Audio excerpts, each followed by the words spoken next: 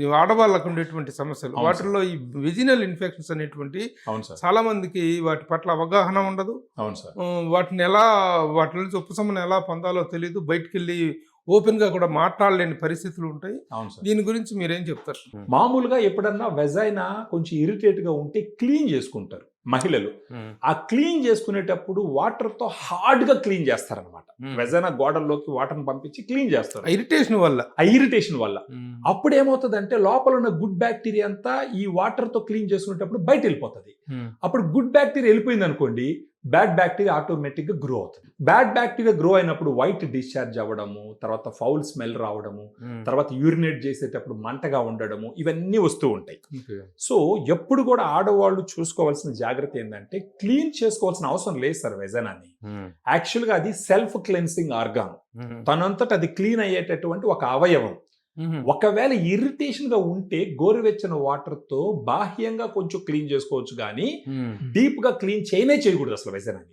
Vagina తనంతట తను clean అయిపోతుంది. సో ఇలాంటి ఇన్ఫెక్షన్స్ వచ్చినప్పుడు ఉపయోగపడేటటువంటి ఒక సప్లిమెంట్ ఫెమి డిలైట్. ఇదేంటంటే 2 రకాల లాక్టోబాసిల్లస్ స్ట్రెయిన్స్ ఉంటాయి సార్ దీంట్లో. అవి యుఎస్ నుంచి ఇంపోర్ట్ చేయించి ఇక్కడ తయారు చేయించినటువంటి స్ట్రెయిన్స్.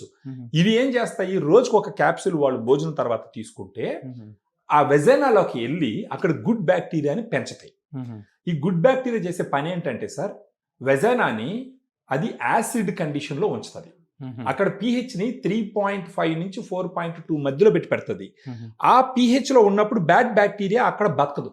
ఎందుకంటే ఆమ్లంలో బతకో కదా సార్, యాసిడ్లో బతకో ఏది కూడా. ఇది యాసిడ్ ఎన్విరాన్మెంట్. <7 ఉంటే యాసిడ్ ఎన్విరాన్మెంట్, అబౌవ్ 7 ఉంటే అది ఆల్కలైన్ ఎన్విరాన్మెంట్. ఈ గుడ్ బ్యాక్టీరియా ఈ యాసిడ్ అక్కడ ప్రొడ్యూస్ చేయడం వల్ల అక్కడ ఏంటంటే బ్యాడ్ బ్యాక్టీరియా గ్రో అవ్వదు. సెకండ్, ఈ బ్యాడ్ బ్యాక్టీరియాని చంపేటటువంటి కొన్ని కెమికల్స్ని ఇప్పుడు ఈ ఫెమిడిలైట్లో ఉండే గుడ్ బ్యాక్టీరియా రిలీజ్ చేస్తుంది అక్కడ. సో ఆటోమేటిక్గా బ్యాడ్ బ్యాక్టీరియాని చంపడం వల్ల ఎప్పుడు కూడా వెజైనా హెల్తీగా ఉంటుంది.